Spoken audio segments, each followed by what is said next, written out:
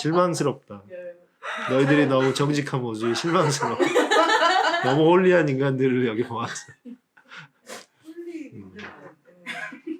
자, 사랑의 나눔 합시다.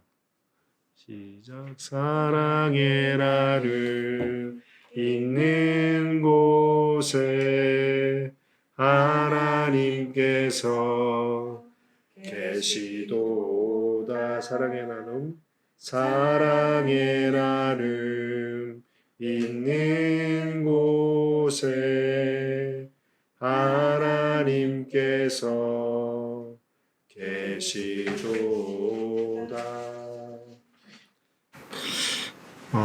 우리가 성경을 보면 하나님께서 그 이스라엘 백성들에게 정말 그 잔소리 많은 아버지나 어머니와 같은 모습이 좀 보이지 않나 이런 생각이 들어요.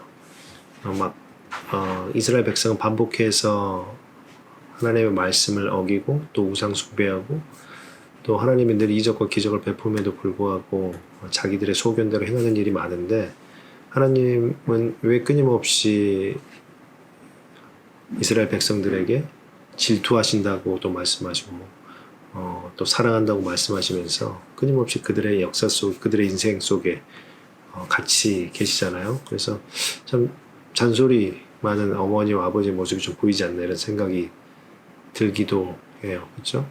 근데 성경에 그 잔소리를 듣고 있는, 잔소리처럼 보이는 끊임없이 반복되는 말씀을 잘 지켜라, 거룩하게 살아라, 그런 말씀을 하고 계시는 하나님의 말씀을 듣고 있는 이스라엘을 생각해 보자면, 그들의 삶의 태도를 생각해 보자면 그 하나님의 말씀은 참 사랑의 깊은 의미가 있지 않나 이런 생각을 해요. 왜냐하면 크게 세 가지 그 이스라엘의 역사를 살펴보면 우리가 창세기부터 지금까지 쭉 봤으니까 하나님의 백성, 인간들이 했던 그냥 행동들은 첫 번째는 아담을 생각해 볼 수가 있죠.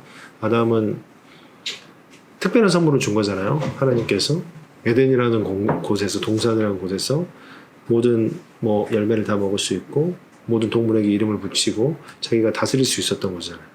그런 상태에서 하나님께서 명령하신 거에 따라 지켜 살아나가면 되는데 거기에서 그들의 결과는 바로 실패였던 것이고, 두 번째 그 다음에 이어지는 노아라는 그 역사를 보더라도 노아 외에는 다 이제 하나님께서 징벌하시고, 그리고 그들의 후손이 나아가서 이루어진 결과는 11장에 보면 또 하나님을 대적하는 바벨탑을 쌓는 것이고, 또 우리가 출애굽기에서 봤던 금송아지를 봐도 하나님이 특별한 이적과 기적을 통하여서 그들을 애굽에서부터 인도해내셨고, 인생 가운데 그러한 이적과 기적을 경험해본 세대도 없었을 것 같은 그들의 인생 가운데도 32장에 보면 바로 모세가 잠깐 동안 40일이 잠깐이면 잠깐이죠. 그 40일이라는 시간 동안 시내산에 있을 때 그들은 바로 우상숭배, 금송아지를 만들고 거기에 향하여서 이게 우리를 인도한 여호와 하나님이다라고 하며 번제와 화목제를 드리고 춤췄던 모습 우리가 보았잖아요. 그런 걸 보면 인간을 대표하는 이스라엘을 생각하면 인간은 그냥 두면 그냥 파멸? 이라는 것을 그의 인생과 역사 속에서 계속 보여줬던 것 같아요. 성경을 보면. 그렇기 때문에 하나님은 이스라엘 백성들에게 끊임없이 잔소리를 하는 게 아니라 그 잔소리를 멈추는 순간 이 사람들은 바로 죽음으로 달려가는 것을 굉장히 빠르게 하는 습성을 가지고 있었던 것이죠. 하나님은 그래서 오늘 본문을 잠깐 보더라도 요구하시는 걸로 바로 시작해요. 12절에 보면 10장 12절에 보면 이스라엘아 내 하나님 여호와께서 내게 요구하는 것이 무엇이냐 이렇게 이제 모세가 말을 하면서 시작하는 것이죠. 하나님께서 뭔가 요구하는 그러한 좀 구체적인 본문이 오늘 읽었던 본문인데, 신명기 여러분들이 이제 다 공부해서 기억나겠지만 신명기는 기억의 책이라고 그랬어요. 그렇죠? 기억의 책인데 세 가지 기억의 책이라고 우리가 정리를 했는데, 앞에는 광야의 역사에 대해서 모세가 기억하라라고 말씀하고 있고, 중간은 율법을 기억하라라고 말하고 있고, 마지막은 축복과 저주와 권면을 하면서 이스라엘 백성들이 가나안 땅에 들어갔을 때 너희들이 기억해야 될 것을 말하고 있잖아요. 오늘 읽었던 본문은 율법을 기억하라라는 부분이에요. 율법을 기억하라.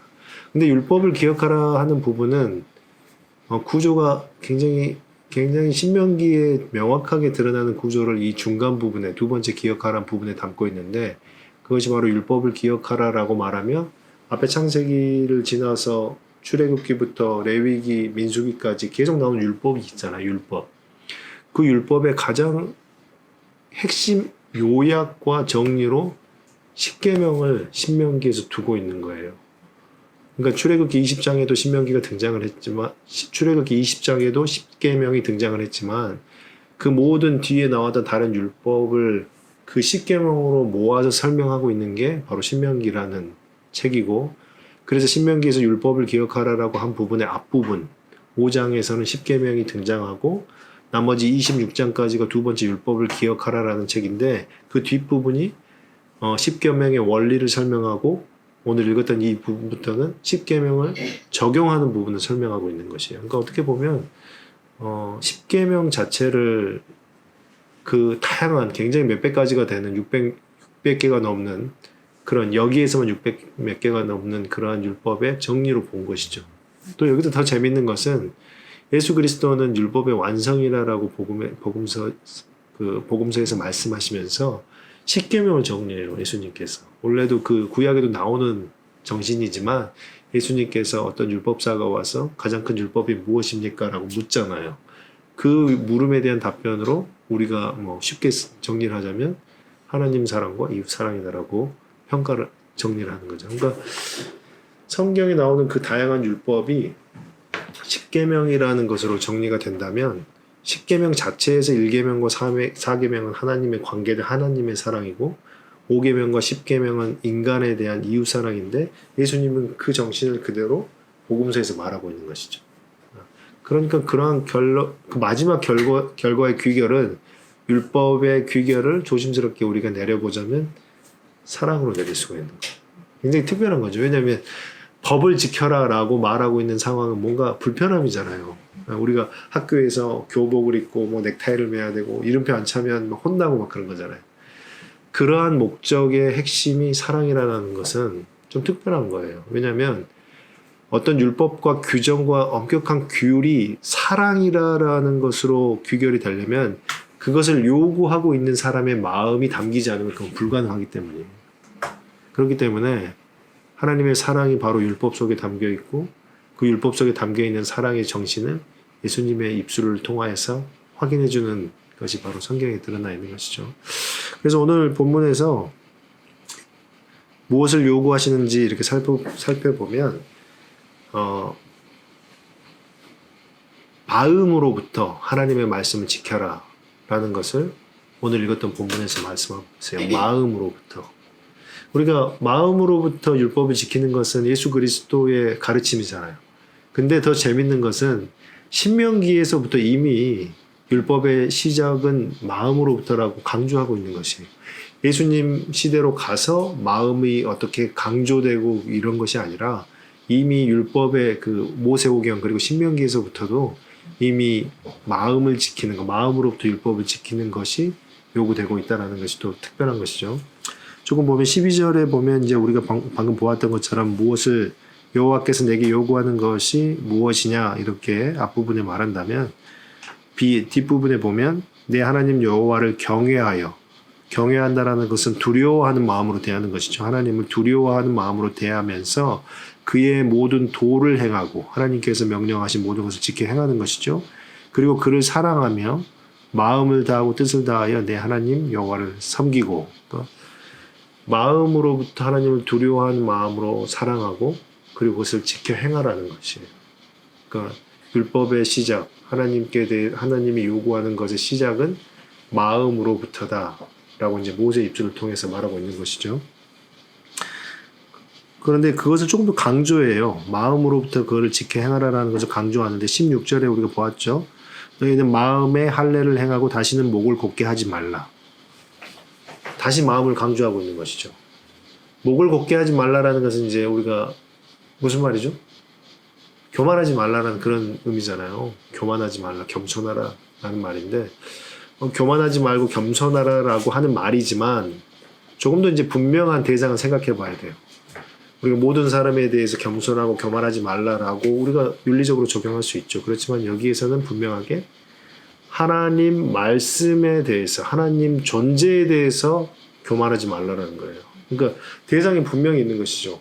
이 말씀의 대상이 뭐 다른 사람에게 겸손해라 이런 메시지가 아니라, 분명히 우리 그리스도인은 그렇게 해야 되지만, 이 메시지에서 분명하게 먼저 우리에게 그 목이 곧은 백성 곱게 하지 말고 겸손하라는 대상은 하나님 말씀에 대한 것이에요. 즉 순종하라는 말이죠. 그러니까 교만하지 말고 하나님의 말씀에 분명히 순종하라, 그런 의미가 되고, 그 앞에 있는 마음의 할례를 행한다라는 것은 마음으로부터 율법을 지켜 행한다. 하나님을 사랑하는 것이 마음으로부터다라는 것이 분명하게 강조되고 있는 부분이에요.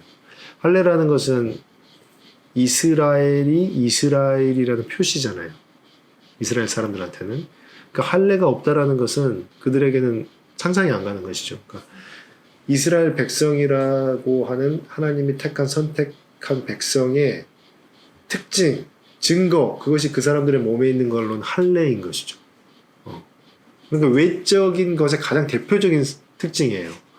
그러니까 내가 하나님의 백성이라라는, 이스라엘 백성이라라는 외적인 특징, 그럼 그냥 무조건 할례를 말하는 것이죠. 우리가 그 사도행전 15장에 보더라도 끊임없이 할례를 받아야지 뭐 구원받는다 뭐 그런 논쟁이 있는 것처럼, 이스라엘 백성들에게 그냥 구원받는 백성의 특징, 겉으로 드러난 특징, 그렇다면 할례를 말할 수가 있는 건데, 그 앞에 붙어있는 단어가 굉장히 의미심장한 것이죠. 그 겉으로 외적인 것의 상징인 할례가 마음이라고 말합니다. 마음이라는 것은 외적인 것이 아니잖아요. 내적인 거잖아요. 저것도 편집해야 되는 건가? 밥을 하지 이때 하면 안 된다라는 또 교훈을 하나 얻었습니다.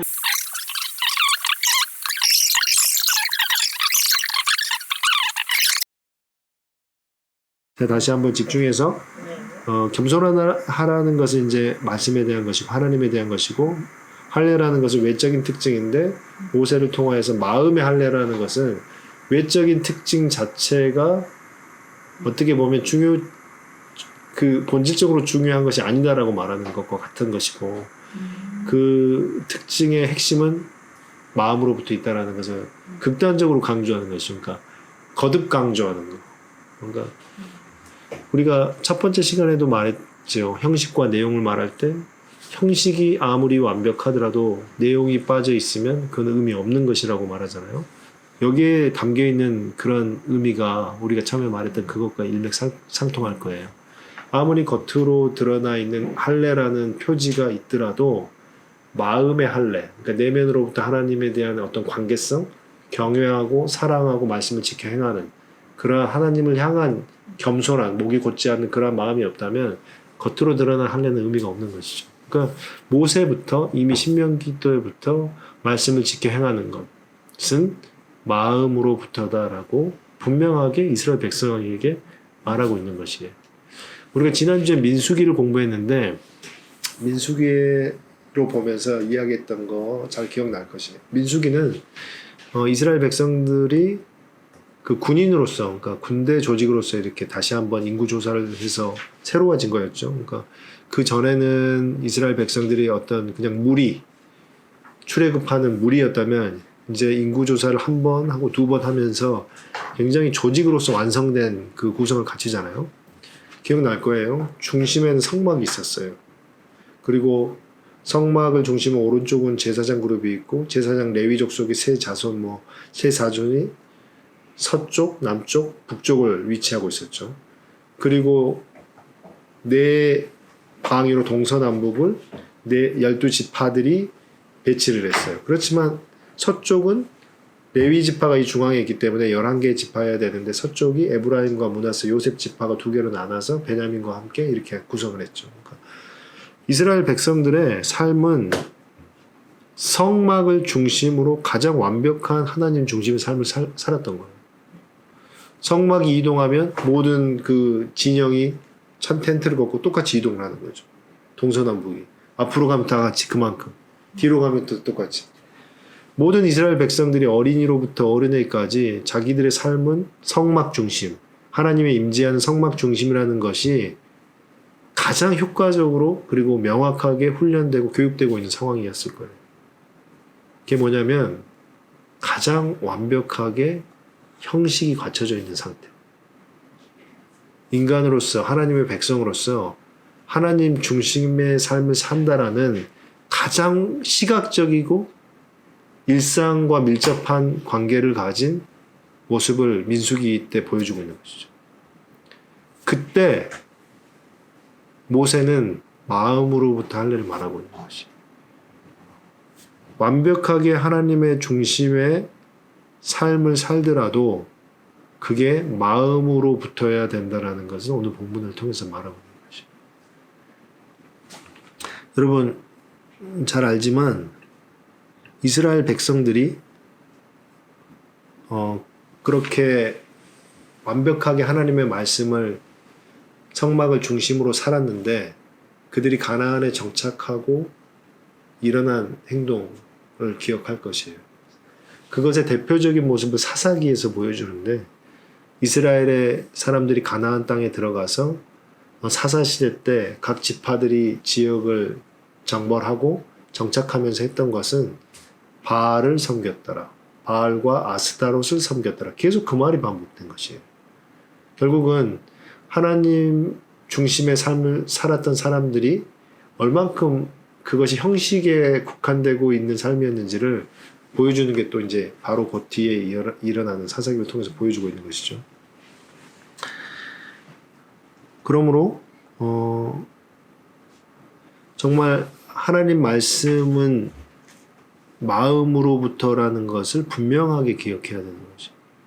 하나님의 말씀은, 그리고 내가 하나님의 자손이라는 것은 아무로 겉으로 완벽한 신앙 중심의 삶을 사는 것처럼 보일지라도 그의 마음이 하나님을 경외하지 않고 하나님에 대한 사랑이 있지 않다면 그것은 아무런 의미가 없는 그런 모습이 되는 것이에요. 구약과 신약을 우리가 비교해서 본다면 같은 건데 조금의 차이가 있어요. 어떤 것이냐면 구약은 이 민수기를 중심으로 우리가 본 거는 하나님이 임재하는 성막을 바라보며 내 마음을 다하여서 하나님을 따라 살아가는 것이었어요. 그렇죠? 그러니까 성막에 임재하시는 하나님을 마음으로부터 경외하며 그 성막의 움직임에 따라 살아가는 삶이었다면 신약에 와서 예수 그리스도를 통해서 더욱 명확하게 갖춰진 것은 내가 바라보아야 될 하나님의 임재 장소인 성막이 내 자신이라는 거예요. 그게 굉장히 큰 변화예요. 명확한 가르침이에요. 그게 뭐냐면 하나님의 임재하시는 성막을 보고 우리가 앞으로 두 발, 옆으로 두 발 이렇게 살아가야 됐다면 이제는 내 마음속의 성전, 성막, 하나님의 임재하신 성막을 들여다보며 그 성막 안에 거하신 하나님, 성령 하나님께서 말씀하신 것에 따라 살아가야 된다는 것이. 그게 계속 성경에 대한 신약에서 가르침이잖아요. 성령의 인도하심에 따라 살아가라는. 그것은 새로운 가르침과 새로운 말씀이 아니라 구약에서부터 그들이 했던 삶이었어요. 그런데 그 성막이 내 마음속 안에 하나님의 임재 장소가 바뀐 것이죠. 그래서 성경에서 끊임없이 거룩하라 말씀하셨던 것이 내 마음으로 비춰져서 내 안에 성령 하나님이 성전이 거하는 곳을 거룩하게 지켜내지 못하면 두 가지 결과가 나타나는 것이에요. 한 가지는 거룩하지 않기 때문에 하나님이 그를 죽이는 거예요. 하나님이 거룩하지 않기 때문에 그를 죽이는 거예요. 우리가 알지만 제사장이 거룩하지 않으면 지성소에 들어가서 죽는 거잖아요. 죽는 거예요. 내 마음에 착상되는 더러운 것을 거룩하게 청소하지 않는다면, 그 마음을 다해서 지켜내지 않는다면 죽는다라는 것이에요. 그리고 동시에 그들은 절대로 하나님의 말씀에 따라 움직일 수가 없는 것이죠. 거룩하신 곳에 하나님이 임재하시는데 그 마음을 지켜서 힘써 지켜내고 거룩을 향한 갈망이 없고 실패한다면 죽는 것이고, 같은 말이지만 다른 표현으로 하나님의 음성에 따라 살아갈 수가 없는 것이죠. 이것은 그렇기 때문에 오늘 본문을 통해서 보여준 그 모세의 그 말씀의 할례와 그걸 따라 살아가는 삶은 굉장히 중요한 우리에게 도전을 주는 메시지가 되는 것이에요. 하나님의 말씀을 따라 살아가는 것. 내 마음에 계시는 성전, 성막, 그거를 따라 살기 위해서 내 마음을 거룩하게 지키기 위해서 힘쓰는 것. 내 마음 속에 착상되는 더러운 거 있잖아요. 그 더러운 거는 우리가 알아요. 더럽다라는 게. 아시죠? 다 알죠? 내 마음에 어떤 더러운 거에 들어올 때 다 아는 것 같아요. 그걸 모른다는 건 더 이제 심각한 것 같고, 내 안에 이 마음이 안 들어왔으면 좋겠다는 생각을 하잖아요. 뭐 미움에 대한 생각도 들어올 때 안 들어왔으면 좋겠는데 라는 생각을 하지만 막 스며들어오잖아요. 그거를 분투하고 지켜내려고 하는 그 마음의 자세와 모습이 거룩한 성전인 내 마음, 성령 하나님의 거하는 내 마음을 지켜내고자 하는 노력인 것이에요. 그래서 다른 사람들은 육신을 다해서 육체적인 것을 지켜서 싸워서 이겨내는 것이라면, 우리에게 주어진 굉장히 큰 하나님 나라를 이루어가는 미션은, 또 그리고 우리 커뮤니티가, 우리 공동체가 이루어가는 내가 하나의 교회로서 되어가는, 또 역할을 감당하는 그러한 커뮤니티의 우리의 생각과도 일치되는 것은, 우리가 그렇게 하나님의 말씀을 지켜 행하고 내 마음 속에, 내 마음 안에서 싸워 나가는 그 거룩에 대한 싸움이 우리가 분명하게 해야 될 가장 큰 역할이, 가장 중요한 신앙의 모습인 것이죠. 굉장히 이것은 중요한 것이에요. 그 다음에 이제 오늘 본문 뒤에 보면, 앞에는 말씀에 대해서, 마음에 대해서 지키는 것을 이야기했다면, 뒤에서는 그렇게 마음을 지켜서 경외하며 따라가야 될 하나님이 누구신가를 이제 보여주는데, 여러분 밑에 이제 뭐 17절, 18절, 19절 보면 하나님은 어떤 하나님이에요? 17절 보면 전능하신 하나님이죠. 모든 것의 주인이시니까, 그렇죠? 세상을 보더라도 가장 힘있고 가장 능력 있는 사람은 친구를 가장 힘있고 능력 있는 친구들을 사귀어요. 그렇죠? 재벌들은 재벌들하고 사귀어요. 그렇죠? 부자들은 부자들하고 사귀고, 정치적으로 힘 있는 사람들은 힘 있는 사람들하고 사귀어요. 그건 그냥 자연스러운 이치예요. 어떻게 보면 가장 뭐 대화가 통하는 거고 그렇잖아요. 전능하신 하나님, 17장에 보여준 전능하신 하나님을 이렇게 말했다면, 그냥 우리의 그냥 쉬운 생각으로는 그분의 친구들이 꽤 힘이 있어야 돼요. 최소한. 근데 18절, 19절에 나오는 거 누군지 한번 보세요. 약자들이에요. 약자들. 참 이 본문의 두 절이 17절과 18, 19절의 이 대립이 참 아름다운 대립인 거죠. 내가 굉장히 큰 걸 성취했어요. 그러면 나는 이제 그 성취에 따라서 뭔가를 어디에 뭐 취직을 했다든가 아니면 국회의원이 됐다든가, 그러면 이제는 내 친구 누구를 소개한다. 이 친구가 내 친구고 이 친구가 내 친구야. 이렇게 말해야 되는 게 원래는 문맥상 맞잖아요. 그런데 17절에는 나는 이렇게 대단한 하나님이다 라고 말하고, 내가 관심 있는 애들은 약자와 빈자라는 거예요. 고아와 객과 과부. 이거 같이 아름다운 메시지가 담겨있는 또 본문이 있을까라는 생각이 들어요. 하나님은 그런 사람들에게 관심이 있다라는 것이죠. 약자, 빈자, 고아와 과부. 그 시대의 이스라엘 사람들에게 대표적으로 약한 사람들이 누군가라고 말하면 이것이 그냥 상투적인 표현인 것 같아요. 우리 뭐 상투적인 표현이 있잖아요. 늘 하는 표현. 그런 것처럼 이스라엘의 가난한 사람을 상징하는 표현은 고아, 그리고 과부, 그리고 나그네였어요. 예수님도 계속 그 이야기를 하시잖아요. 그냥 상징적으로 가장 약자들이에요. 하나님은 그런 하나님이다라는 것이죠. 근데 우리가 또 마지막으로 하나 기억해야 될 것이, 하나님은 19절 마지막에 보면 너희는 나그네를 사랑하라. 왜냐하면 전에 너희도 나그네 되었습니다. 저는 이 본문 메시지를 보면서 여기에 되게 은혜를 받았어요. 하나님은 그런 하나님이에요. 전능하신 하나님이에요. 그리고 고아와 객과 과부, 약자를 사랑하는 하나님이에요. 근데 그것으로 끝나는 것이 아니라 그 약자가 누구냐라는 질문을 던지는 것이죠. 그 약자가 바로 너라는 것을 이 본문 메시지에서 말하고 있는 것이죠. 너가 바로 그 사랑을 받은 사람이다라고 이 본문에서 말하고 있는 것이죠. 그렇기 때문에 이 메시지를 여러분들이 잘 기억해야 될 것 같아요.